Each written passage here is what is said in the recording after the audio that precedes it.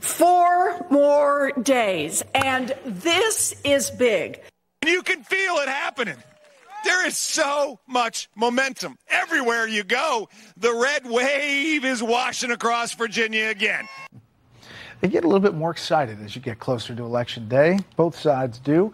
We're going to check in with different races around the country with reporters who are covering them. Let's bring in our special panel tonight. Jason Rantz, radio talk show host at KTTH in Seattle. Julia Manchester, political reporter for The Hill. And Chris Ryan, New Hampshire Today, iHeartRadio host. Thank you all for being here. Jason, I want to start out with you and this Washington Senate race where the RCP average now has the incumbent Patty Murray at 49.3 and the challenger Smiley at 46.3. And you can see the bar graph where this race has changed. And really, as it comes to the end here, getting tight. And it's hard to believe, Jason. Is it real on the ground? It's absolutely real, and what's driving this are independent voters. When you're looking at some of the most recent polls, that's where the shifts are. And when you want to win as a Republican statewide in Washington state, you're going to have to overperform outside of King County. So King County is where Seattle is. You get about 40% of the vote. You actually have a shot. However, she's not going to win, Tiffany Smiley, through King County. If she gets about 35% and she overperforms everywhere else, that's how she wins. And since she's talking about the issues that are particularly on the east side of the state, people really care about. We're talking about inflation in the economy along with crime. That's how she's getting this kind of momentum. And there's actual energy on the ground that for the first time in a long time, it feels like a Republican can actually win this. That's interesting. And one thing, Jason, what's the closing argument for each? I mean, is Patty Murray going to threats to democracy and abortion? How's her close? Yeah, Patty Murray is talking to the Seattle voter. This is all about abortion. You're going to lose your right to access abortion, and democracy is on the line. And Tiffany Smiley is talking all about getting the crime situation under control and then bringing down the cost of just everyday life. All right, let's head to Virginia. And Julia, I tell you, I look at these three House races and a little inside baseball on election night.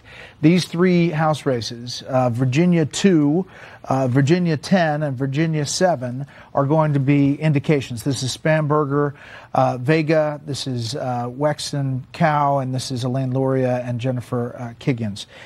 Fair to say that these are the canaries in the coal mine on an election night to tell us how things are going? Yeah, absolutely, Brett. Starting in the 2nd District, I would say that Elaine Luria is the most vulnerable Democrat out of these three incumbent Democrats who were first elected in the 2018 blue wave. So they've been in Congress for a while now. Elaine Luria's district in Virginia Beach area was redistricted in a way that favors Republicans. On top of that, her opponent, Jen Kiggins, has really been tapping into this national environment that's favorable to Republicans. So talking about those issues we mentioned before, crime and the economy. Moving up north to the 7th District with Spanberger, I would say Spanberger is a bit safer than Luria. Her district moved closer to Washington, D.C. and farther away from Richmond, so more Democratic-leaning voters. At the same time, though, she still is considered somewhat vulnerable. We know that, Prince William County, for example, is somewhat of a blue stronghold. However, there are rural areas in that neck of the woods that could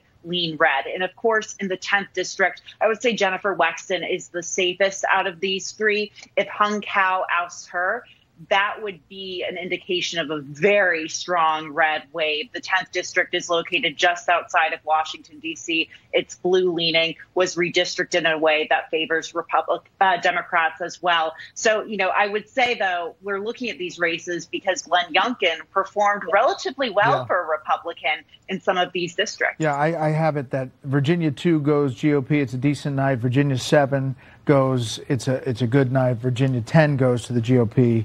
It's a really, really good night for the GOP. All right, Chris, let's head out to New Hampshire and the Senate race there, which is another one which has really closed in the final days. Don Bolda catching up to the incumbent Maggie Hassan. And that, again, on that bar chart, on that graph, rather, is converging right at Election Day. What's the latest on the ground? Yeah, you're absolutely right. I mean, this was the preferred candidate for Maggie Hassan. The DSCC put in money in favor of Bolduc and helped him over the finish line here in New Hampshire. But Bolduc has been able to close. The Granite State is very finicky, particularly when it comes to economic issues. And there's a feeling that Maggie Hassan has tied herself a little bit too tightly to Joe Biden. And Don Bolduc is more of an independent. He has his negatives, he has his positives. But overall, it feels like this race has tightened. Bolduc does have some momentum. The question is he going to be able to get over the finish line? Is it more that 1.7% that you have, or is it more like 3%? And is Bolduc a little bit too far off the race? That's what we're going to find out over the next couple of days. But Bolduc has certainly outperformed. He barely had any money. He's been buoyed by a lot of D.C. third-party groups. But does the incumbent have enough to hang on? It's going to be interesting to see how this breaks down on election night. Yeah, and very quickly, the congressional race there, Republicans poised to do well? So in the two congressional races, CD2 is a little bit safer, and that one's probably going to go with Annie Kuster. What we're going to watch really on election night is if this race is really close, the Senate race, that means that Caroline Leavitt is likely won in CD1. If Maggie Hassan's able to win by 3 or 4%, that means that the Pappas-Leavitt race in CD1 is going to be really close. Leavitt, an individual that has been very firm in her support of Donald Trump, and Pappas is your typical kind of moderate moderate Democrat who has broken with the president on a number of occasions and is trying to hang on for dear life here in what may be a red wave in the Granite State and, as others were noting, across the country. Yeah. Jason, Chris, Julia, we really appreciate the time. It's great to check in all those places. Thank you, Brett. All right, up next, the special